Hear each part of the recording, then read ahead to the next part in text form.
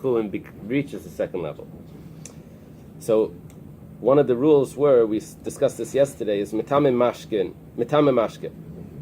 It can make liquid impure, but not only does it make it impure to a third level, which it can't because it's chullin, but it can make it impure to a first level. So it goes back a level. This was a special rule that we had for liquid, that if it becomes impure, it goes back to the level of a first degree of impurity. And the reason was it was a decree because maybe it's similar to liquids that would come out of a zav and like spit or something that would come out of a zav would be a first level of impurity. So we consider all liquids to that level.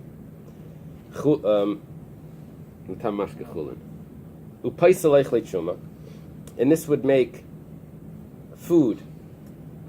Does it say food or people that are eating it? Nowadays, truma foods. Truma foods. It would invalidate. That's the word. Truma food, and when we use the word invalidate, we mean that it makes it tameh, but it can't pass it on to anything else. V'hashlishi, and if it would be a third level of impurity, so of contamination, metame mashke kodesh, that would be metame mashke kodesh, that would make impure liquid that's sanctified, upaisal oichle kodesh, and it would invalidate food of sanctity. And where is this? This is bechulin shenasu al taras hakodesh. This is with food that's kept to the sanctity level of kodesh. Now this is a little bit of a problem because when we go back, we said that when do we say a third can make a fourth by kodesh? That's only by kodesh itself. We never said this by chulin shenasu al taras hakodesh, mundane food that's kept to that level. So the answer to this is a classic answer. It says Tanaihi. There's two opinions. The Tanya was taught in a brisa. Chulin shenasu al taras hakodesh, mundane food that's kept to the purity level of sacrificial food. Harehin kechulin. So it doesn't change. This opinion holds that it's considered nothing. It's considered like regular chulin food. It only goes to a secondary level. That's the first opinion. Rabbi Elazar bar Tzadok,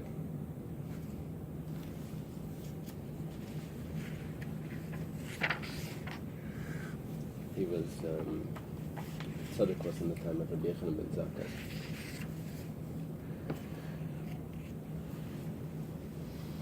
We don't have him anymore. His son, Rabbi Tzadok, was the one that fasted for 40 years. His son is Rabbi Elazar. He says, Harein Ketruma, that they are like Truma. Even though it's mundane food that's kept to the sanctity level of sacrificial food, which the first opinion said is considered nothing, it's considered like mundane food. He says no, it's considered like Truma food, that it can make two levels of impurity and it can make a third level of invalidation, which means that it reaches a shlishi. But no one over here has held that it reaches a Rabbi. No one holds that.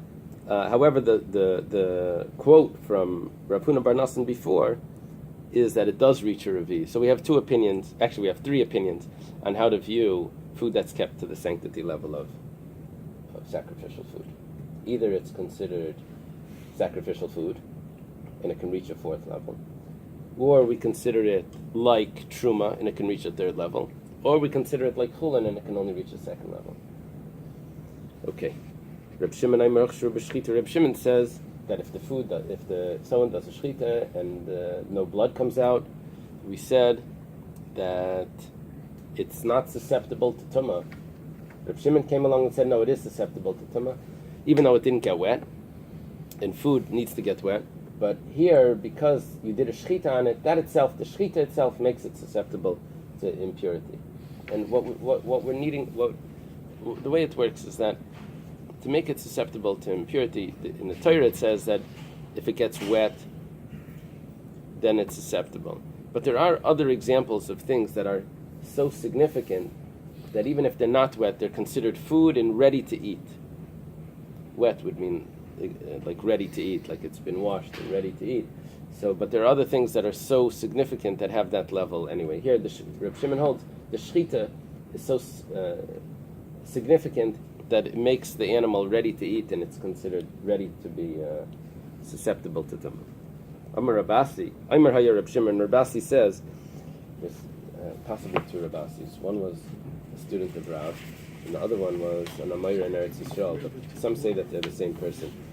So Rav would have a student Ravasi, which is not here. But Rabbi Yochanan also has a Ravasi. Rabbi Yochanan has Rabami and Ravasi. It may be the same.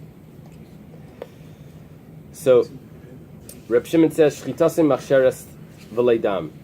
When we said that the shchita makes it susceptible to tumah, we're saying not just that the shchita makes it susceptible to tumah, but that dam doesn't. The first opinion says the blood makes it susceptible to tumah. If there's no blood, then it's not susceptible to tumah. Reb Shimon says no, the shchita itself does. But what about blood? Would the blood do it as well? Now, it's not relevant for shchita because shchita, according to Reb Shimon, is already susceptible. Where is it relevant if blood falls on other foods? So Rabasi says blood is not one of the seven. Not one of the seven mashkin. Not one of the seven mashkin. Well, we have to, according to Reb Shimon. Lema Messiah. Let's bring a proof to Rabasi's din. Reb Shimon Aimer Hochshur B'Shchita. Reb Shimon says that it becomes susceptible to tumah because of because it was slaughtered. My lab, is it not? B'Shchita v'lei bedam. That it's only susceptible because of shchita, but not because of blood. Where it says lie. Ach b'Shchita. That's not a proof. It says the shchita does it. Doesn't mean that only the shchita does it. Also the shchita does it. But blood would also make it susceptible. Tashma, come and listen. Amalem Reb Shimon. Reb Shimon says v'chi adam machsher. Does the blood make it susceptible? No, the shchita makes it susceptible. See, it's a proof that it's only the shchita, not the blood. The Gemara says that's not a proof. Hachi kamalem. This is what it means. V'chidam bilvad machsher. Is it blood alone that makes it susceptible? Af shchita nami machsher. Shchita also makes it susceptible. That's not a proof. Okay, Tashema. Reb Shimon Aimer. Reb Shimon says dam hameis eine machsher. If an animal dies on its own, that's the way Rashi learns this. If an animal dies on its own, and then it gets cut open and blood comes out, that blood is not considered blood. That would be a liquid that would make something susceptible to tumah. My love, does that mean Adam shchita machsher? That if it was if it was slaughtered, then that blood would be considered a liquid. The Gemara says, like, don't deduce that from this. What it means to say is hadam chalala machsher, that if the animal was killed, then it makes it that. What is machsher? Susceptible. The word machsher means prepared, ready. So, when it comes to impurity, we call it. We say if something is ready, susceptible to becoming impure, that if tumah touches it, it will become impure. That's called huchshir l'kabel tumah. It's ready to become impure, and now if something touches it. We're not saying it's tumah yet. Nothing touched it yet. We're saying it's ready to become tumah if something touches it. So the blood of an animal that was killed, that will make something susceptible to tumah. Aval dam shchita, but we don't say anything about dam shchita.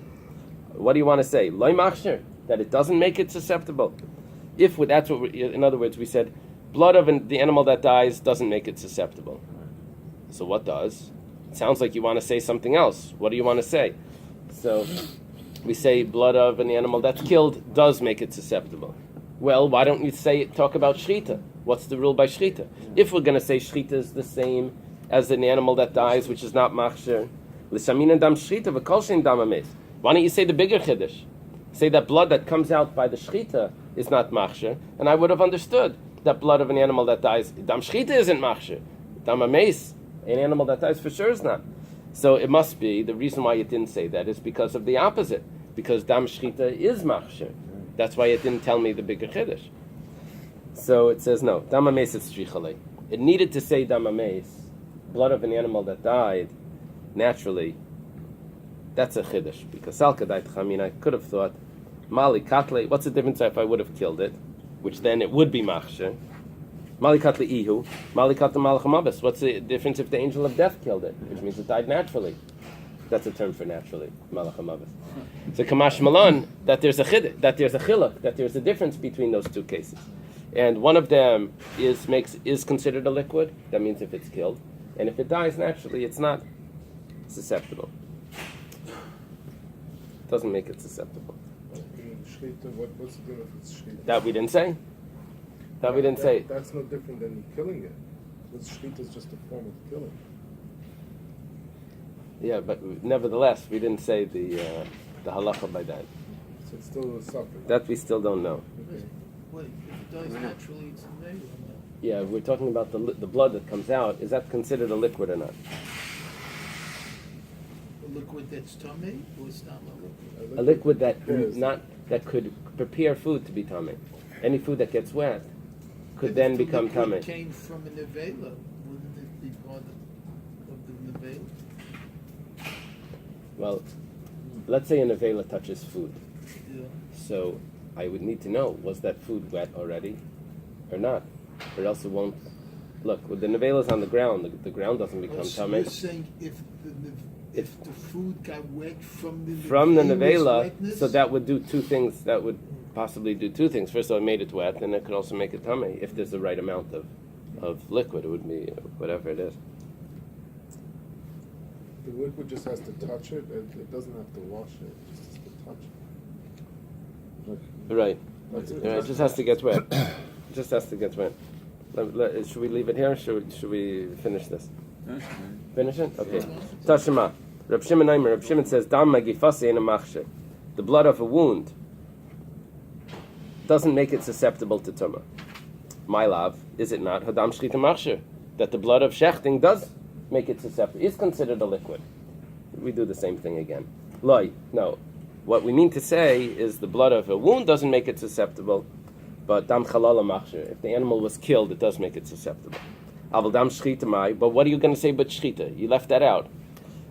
Loi machshe. You're going to say that it doesn't make it susceptible. L'shamina dam shchita v'kol shchin dam megifasi. So why don't you say shchita is not a liquid? For sure, the blood of a wound isn't a liquid.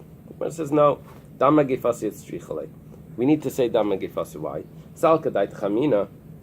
Could have entered your mind to say malikat likula malikat lepalga. Who mentioned this yesterday? Someone mentioned this. Yeah. Yeah. What's the difference if we killed it entirely or if I killed it partially? Which means partially means that we gave it a wound. And when it killed entirely, it is considered a liquid. When it's partially killed, it's considered it's not a liquid to make something susceptible. Okay, so that's why it needs to say it, but it doesn't mention anything about dam shchita. Now the Gemara asks the big question: Ma'isna dam chalalim demachshe.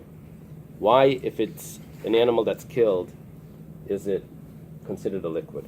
The ksiv, because they have a pasuk, v'dam chalalim yishte, the blood of the dead corpse he'll drink. Dam shchita nami ksiv al ars tishbechena kamayim. When you shecht also, it says that on the ground it spills like water, so that means it's a liquid.